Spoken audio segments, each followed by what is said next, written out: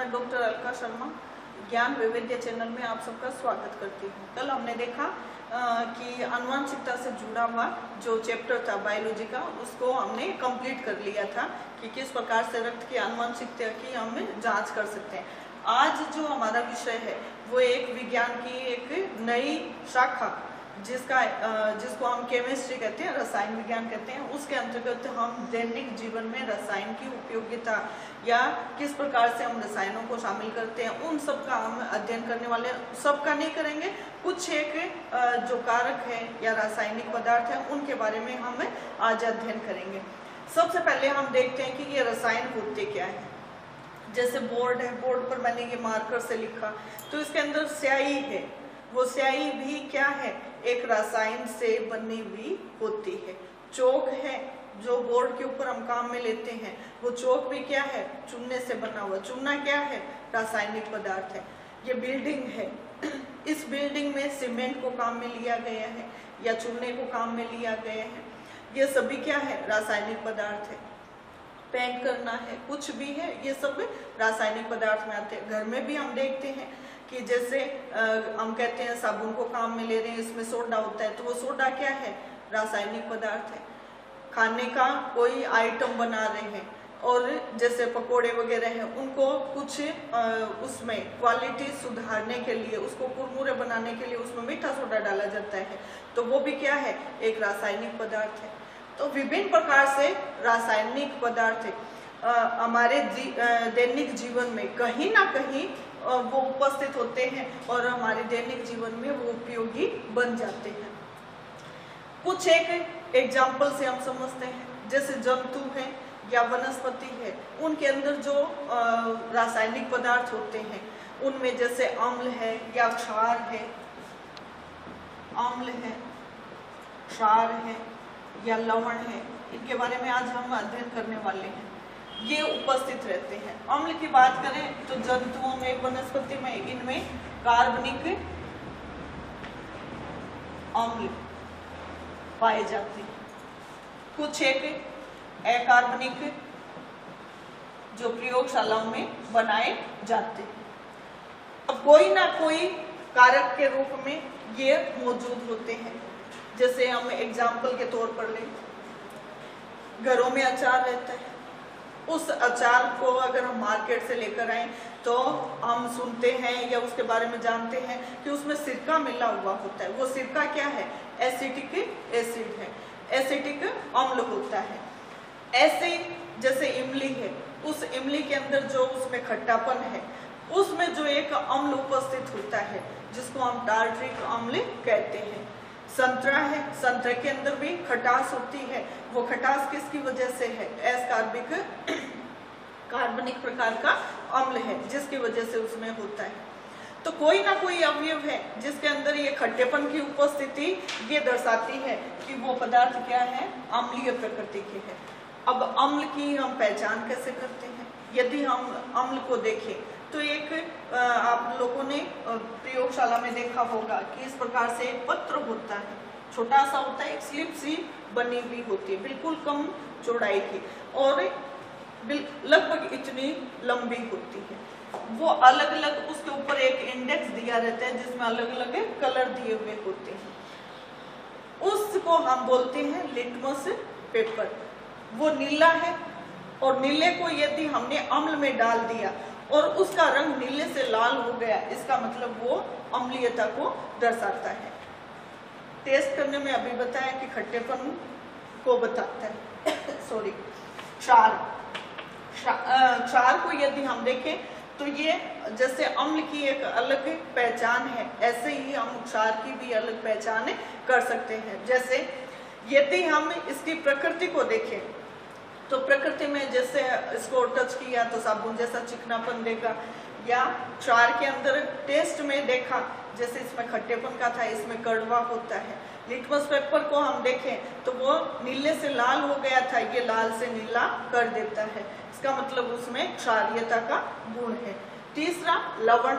लवण जैसे हम भोजन के अंदर नमक को काम में लेते हैं तो वो क्या है, लवण है। और लवण किससे बना हुआ है, अम्ल और क्षार से।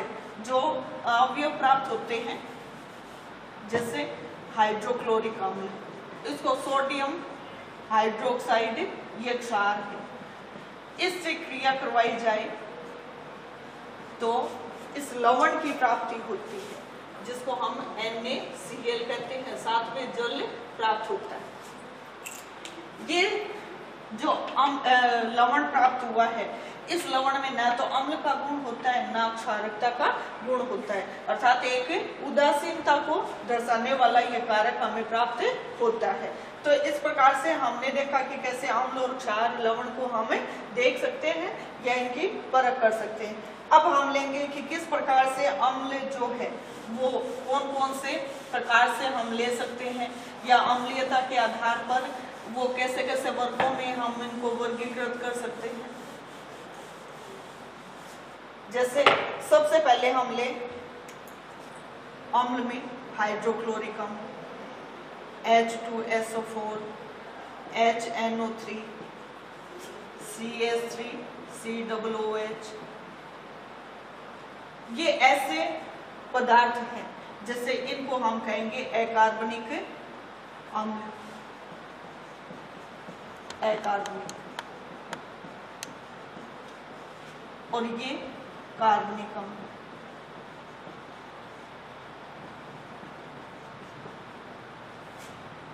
ये कार्बनिक अम्ल को हम दुर्बल अम्ल भी कह सकते हैं, दुर्बल अम्ल।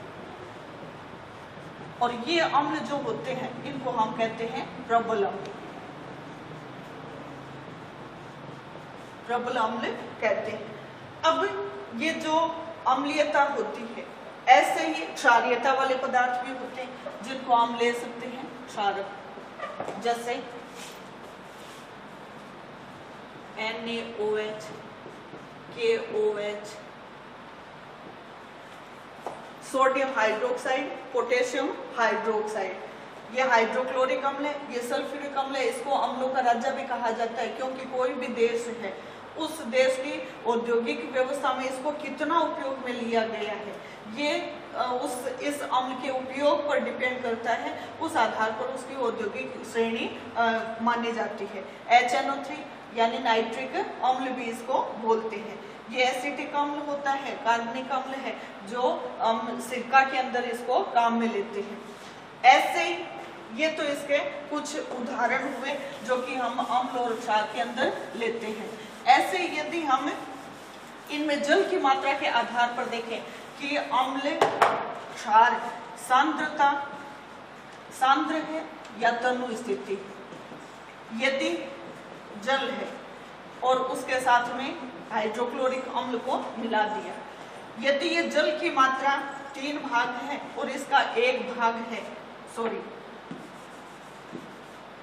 इसका 1 भाग है, इसका 3 भाग है, तो हम कहेंगे ये अम्ल सांद्र अम्ल है। यदि ये स्थिति उल्टी कर दे कि जल की मात्रा 3 भाग है और अम्ल की मात्रा 1 भाग है, तो इसको हम कहेंगे तनु। क्षारकता में भी ऐसा ही होता है कि यहाँ पर अम्ल की जगह हम क्षारक लगा लें, KOH ले लिया, इधर हम KOH ले लें, तो इसका मतलब ये जो स्थिति है सांद्र और तनु की स्थिति प्राप्त हो जाती है। ये इस आधार पर हम कह सकते हैं कि ये कारक तनुता लिया हुआ है या सांद्रता लिए हुए है। तीसरा हम देखते हैं कि कोई भी कारक है, जैसे हमने लवण लिया था, उदासीन अभिक्रिया का उदाहरण था। उस लवण के अंदर हम देखते हैं कि लवण की स्थिति क्या होती है। जैसे उसमें लिया था कि ये क्रिस्टल प्रकार से नमक है, क्रिस्टलन की क्रिया को बताता है, अर्थात क्रिस्टल रूप में वो मौजूद रहता है। तो लवण क्रिस्टल फॉर्म में मौजूद होता है। अब एक चीज और होती है कि लवण जो होता है, उस लवण के अंदर उसके साथ में जल भी मिला रहता है। उस जल के अणु की उपस्थिति क्रिस्टलन का जल कहलाता है। जैसे फिटकरी को हम देखें तो K2SO4 Al2SO4 का होल थ्राइस और इसके साथ में 24 अणु जल के मौजूद होते हैं। ये इसका फिटकरी का सूत्र है। इसको हम शॉर्ट तरीके से, दूसरे तरीके से भी हम लिख सकते हैं, जिसको पोटास एल्युम कहा जाता है। KAlSO4 का होल ट्वाइस और 12 जल के अणु, यानी इनको आधा कर दिया, इसको पोटास एल्युम कहा जाता है। पोटास एल्युम।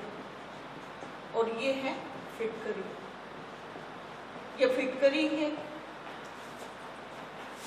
जब इसकी संख्या को आधा कर दिया जाता है, अर्थात हम अनुपात समानुपात में देखते हैं कि किस प्रकार से उनको हम आधा कर सकते हैं, भाग लग सकता है, उस आधार पर ऐसे इसको किया गया है। तो यहाँ पर ये 24 है, यहाँ पर ये 12 है, तो ये क्या है? क्रिस्टलन का जल है। अर्थात एक इकाई सूत्र में जितने जल के अणु मौजूद होते हैं, यानी जितने जल के अणु इसमें लगे रहते हैं, उसको हम कहते हैं क्रिस्टलन का जल। ऐसे ही कुछ और उदाहरण हैं, जैसे सोडियम कार्बोनेट, इसमें 10 जल के अणु मौजूद होते हैं। सोडियम कार्बोनेट, इसमें 10 जल के अणु मौजूद होते हैं। ऐसे ही एक और उदाहरण दिया हुआ है आपके इसमें, कैल्शियम सल्फेट, जिसको जिप्सम कहा जाता है, इसमें 2 जल के अणु मौजूद होते हैं। तो ये इसका क्या है? क्रिस्टलन का जल है। इसको इस प्रकार से दर्शाते हैं, डॉट लगाकर, फिर आगे इसमें जल के अणु को शामिल कर दिया जाता है। तो इस प्रकार से ये हम देखते हैं कि कैसे इसके अंदर क्रिस्टलन का जल हम दिखा सकते हैं। दुर्बल और प्रबल अम्लता के आधार पर कि ये लवण की प्राप्ति होती है, उस आधार पर हम देखते हैं कि कैसे लवण होते हैं, दुर्बल प्रकार के हैं या प्रबल प्रकार से वो लवण की उपस्थिति को दिखाता है। सबसे पहले हम उदाहरण ले NaOH, हाइड्रोक्लोरिक अम्ल प्रबल अम्ल है, ये क्षारक है। इसके एवज में ये क्या है? कम,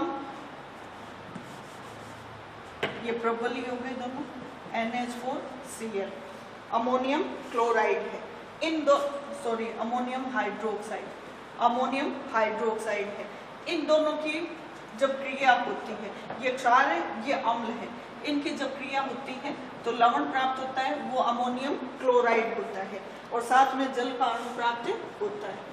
इसके अंदर ये वाला जो क्षारक होता है वो दुर्बल होता है, और ये वाला होता है प्रबल।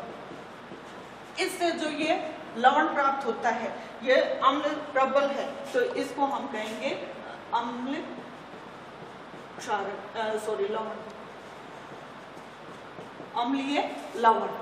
ऐसा ही उदाहरण हमें अम्ल और क्षार, जिसके अंदर प्रबल अम्ल हो, CH3COOH, यानी एसिटिक एसिड है, इसकी क्रिया जब प्रबल क्षारक से, ये दुर्बल अम्ल है, ये दुर्बल है अम्ल है, और ये प्रबल क्षारक है, इसकी क्रिया, इन दोनों के आपस में जब क्रिया होती है तो लवण बनता है। अब चूंकि इसके अंदर दुर्बल अम्ल है और प्रबल क्षारक है, तो ये क्रिया ऐसे होगी, यहाँ से ये हटा, यहाँ से ये हटा, तो सोडियम एसीटेट का निर्माण होगा, साथ में जल का अणु का निष्कासन हो जाएगा। ये प्रबल अम्ल से बना, प्रबल क्षारक से बना है, इसलिए इसको क्षारीय लवण कहा जाता है। इस प्रकार से हमने देखा कि कैसे ये प्रबल और दुर्बलता को ध्यान में रखते हुए लवणों की प्राप्ति हम कर सकते हैं। अब आगे हम कुछ एक अम्ल से संबंधित हम उदाहरण लेंगे कि कैसे जलीय विलयन या क्षारीय विलयन में कैसे इनकी उपस्थिति के आधार पर हम इनकी परिभाषा दे सकते हैं। जैसे सपोज कीजिए HCl है, इसका विलयन बनाया, AQ का मतलब इसका विलयन है जल के अंदर, इसके में जब विद्युत धारा प्रवाहित की जाती है, यानी विद्युत अपघटन करवाया जाता है, तो ये आयनों में पृथक हो जाता है। जब ये आयन प्राप्त होता है, यानी हाइड्रोजन आयन की प्राप्ति होती है। तो इसको हम कहते हैं कि ये हाइड्रोजन आयन अम्लीयता को बताता है, अर्थात ये पदार्थ अम्ल है। जो पदार्थ अम्ल होंगे वो जलीय विलयन में विद्युत अपघटन या विद्युत धारा विद्युत को प्रवाहित करवाने पर वो आयनों में पृथक हो जाता है और उससे हाइड्रोजन आयन की प्राप्ति होती है, वो अम्ल कहलाते हैं। ये आर्रेनियस की परिभाषा है या संकल्पना कह सकते हैं, आर्रेनियस की संकल्पना।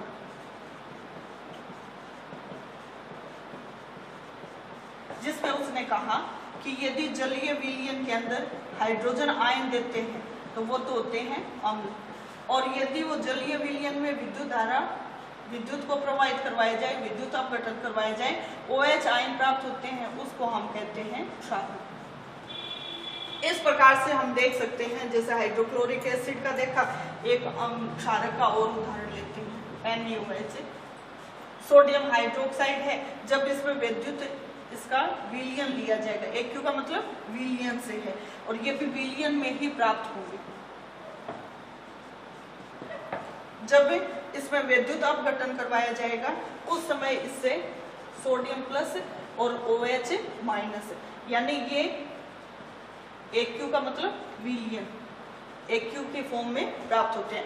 OH आयन क्या बताएगा कि इसके अंदर क्षारकता की उपस्थिति दर्शाएगा।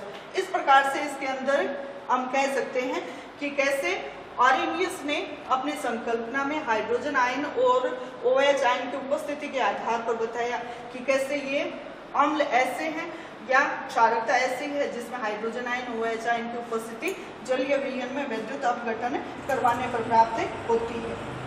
कुछ ऐसे पदार्थ होते हैं जो कि प्रबल होते हैं और कुछ ऐसे होते हैं जो कि दुर्बल होते हैं। जैसे ये प्रबलता का उदाहरण है, यहाँ पर ये भी प्रबलता से लिया हुआ है। लेकिन अगर यदि हम इसके अंदर कोई दुर्बल क्षारक या दुर्बल अम्ल को लें तो इसके अंदर पूरी तरह से वो आयनित नहीं होते। जैसे CH3COOH, इसका जब विद्युत अपघटन करवाया जाएगा तो CH3COO माइनस और हाइड्रोजन आयन प्लस, इसके अंदर ये पूरी तरह से आयनित नहीं होता। ऐसे यदि NH4OH का उदाहरण ले तो इसमें भी ऐसा ही है कि ये भी पूरी तरह से आयनित नहीं होते, ये आंशिक प्रकार से आयनित होते हैं। तो इससे अभिप्राय है कि ये दुर्बल अम्ल और क्षारक है जिनके अंदर ये पूरी तरह से आयनित नहीं होते। प्रबल वाला भी लिया और दुर्बल वाला भी लिया। अब इसके अंदर कुछ कमी बताई कि जैसे कोई कारक है जिसके अंदर ना तो हाइड्रोजन आयन है ना OH आयन बन सकते हैं, यानी हाइड्रोजन आयन और OH आयन की अनुपस्थिति के आधार पर हम कैसे बता सकते हैं कि ये अम्ल है या ये क्षारक है। तो इसके लिए जो आर्रेनियस ने अपनी थ्योरी दी थी उसको वो समझाने में असफल रहा। अब कुछ इसके अंदर आर्रेनियस जो था, आर्रेनियस प्रोटॉन से संबंधित जानकारी देने में असमर्थ था। इसके लिए दूसरे जो साइंटिस्ट थे उन्होंने एक अम्ल क्षार की ब्रोंस्टेड लोरिस संकल्पना प्रदान की। ब्रोंस्टेड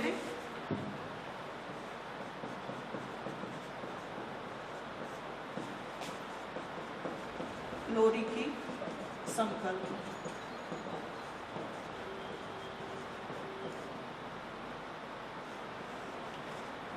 इन्होंने क्या बताया कि कोई भी अम्ल है, सपोज कीजिए क्षारक से क्रिया कर रहा है, ये क्षारक और ये अम्ल, जब ये इससे क्रिया कर रहा है तो ये आयनों में विभक्त होगा।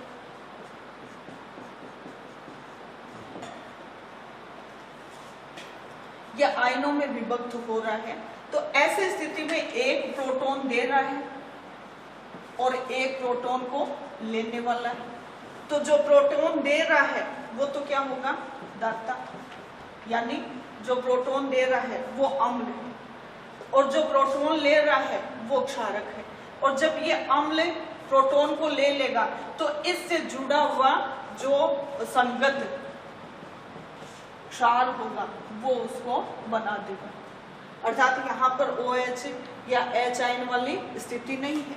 तो ऐसे स्थिति में और जो दूसरे वाला कारक होगा वो क्या होगा, संयुग्मी अम्ल को, यानी एक ने तो ले लिया और एक ने दे दिया, इसने दिया इसने लिया। तो इस प्रकार से ये इससे जुड़ी हुई संरचना है। तो ये क्या कर रहा है, इसको ग्रहण कर रहा है, और ये क्या कर रहा है, इससे इलेक्ट्रॉन दे रहा है। यानी ये तो प्रोटॉन जो है वो देगा और उसके द्वारा प्रोटॉन ले लिया जाएगा। तो इस प्रकार से प्रोटॉन लेने वाला कौन है, ये है। तो प्रोटॉन लेने वाला जो होगा वो तो क्या होगा, क्षारक होगा, संयुग्मी अम्ल को बनाएगा। और जो अम्ल हाइड्रोजन आयन को दे रहा है वो संगत क्षारक को बनाएगा, यानी दाता होगा वो अम्लीय प्रकृति का होगा, और उसके बाद में जो उससे कारक बनेगा वो उसका संगत क्षारक होगा। इस प्रकार से ये क्रिया को हमें देख सकते हैं। एक उदाहरण के द्वारा लेते हैं। एक एग्जाम्पल को हम लेते हैं इसमें कि किस प्रकार से संयुग्मी क्षारक और संयुग्मी अम्ल बनते हैं। जैसे जल है, अमोनिया के साथ में क्रिया कर रहा है, यानी ये अमोनिया क्या है, विलयन हुई, इससे NH4 बना और साथ में OH आयन बना। इसने हाइड्रोजन दिया, यानी ये तो दाता है, दाता है, इसका मतलब ये क्या है, अम्ल है। इसने हाइड्रोजन लिया यानी ग्रहण किया, यानी ग्राही है, ये हो गया क्षारक। इसने प्रोटॉन को दिया, प्रोटॉन देने के बाद में किस में बन गया, OH आयन में, यानी इसका संगत क्षारक बन गया, संयुग्मी या संगत क्षारक। और ये क्या बन गया, संगत या संयुग्मी अम्ल बन गया। अम्लीय प्रकृति आ गई, यानी जिसके ऊपर ऋण आवेश आता है वो तो क्या हो जाता है, ऋण आवेश वाला तो हो जाता है क्षारक, और जो उसके पास में धन आवेश होता है वो क्या हो जाता है, अम्लीय होता है। तो देने वाला अम्ल है और लेने वाला, प्रोटॉन लेने वाला क्षारक है। इस प्रकार से ब्रोंस्टेड और लोरी की संकल्पना को हम सिद्ध कर सकते हैं कि किस प्रकार से ऐसे कारक हैं, जैसे इसमें पता नहीं चल रहा है कि ये अम्ल है या क्षारक है, या ये अम्लीयता को दर्शाता है या क्षारकता को दर्शाता है। तो ये प्रयोग हम देख सकते हैं कि किस प्रकार से एक ने प्रोटॉन दिया और दूसरे ने प्रोटॉन को ग्रहण किया। ये इससे ब्रोंस्टेड लोरी की थ्योरी से हम समझ सकते हैं, कॉन्सेप्ट क्लियर कर सकते हैं। अब आगे इसमें जैसे एप्रोटिक भाग है जिसमें सल्फर डाइऑक्साइड है या कार्बन डाइऑक्साइड है या BF3 है।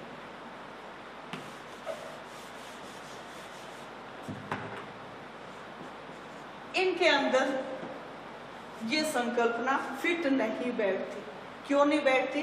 क्योंकि इसके अंदर कोई ना कोई इलेक्ट्रॉन युग्म होता है जो कि उसकी अम्लीयता को या क्षारीयता को प्रदर्शित करता है। इस स्थिति में ये यहाँ पर इस थ्योरी को स्पष्ट करने में असमर्थ रहे। इसके लिए एक दूसरे साइंटिस्ट थे, लुईस ने इसके ऊपर कार्य किया।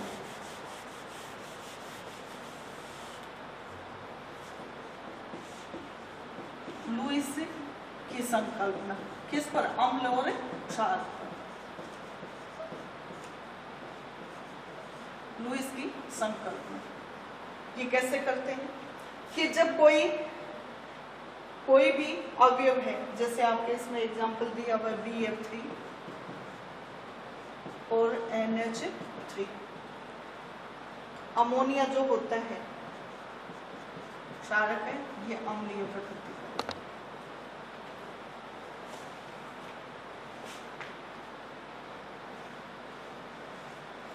ये है। इनके आधार पर हम देखें कि ये है, ये अम्लीय प्रकृति को दर्शा रहा है और ये क्षारीय प्रकृति को दर्शा रहा है। क्यों दर्शा रहा है? क्योंकि इसके पास में 2 इलेक्ट्रॉन है, यानी एक इलेक्ट्रॉन युग्म उपस्थित है। जिसमें ये इलेक्ट्रॉन युग्म उपस्थित होगा वो क्या होगा? क्षार होगा, उसको हम क्षार कहेंगे। अब तीसरा है लुईस की संकल्पना, यानी जो ब्रोंस्टेड और लोरी थे उन्होंने ये बताया था कि किस प्रकार से प्रोटॉन देने वाला है वो अम्ल होता है और जो प्रोटॉन है उसको ग्रहण करेगा वो क्षारक होगा। लेकिन उन्होंने भी कुछ ऐसे अवयव थे जिनमें इलेक्ट्रॉन युग्म उपस्थित होते हैं, उनमें अम्लीयता या क्षारीयता को बताने में वो असमर्थ थे। इसलिए लुईस ने अपनी संकल्पना को बताया, जिसके अंदर उन्होंने ये बताया कि इलेक्ट्रॉन युग्म जो ग्रहण करेगा, अर्थात जिसके पास में इलेक्ट्रॉन की कमी होगी, इलेक्ट्रॉन युग्म की कमी होगी, उसको हम अम्ल कहेंगे। और ये अम्ल लुईस ने बताया था, इसलिए इसको लुईस अम्ल कहते हैं।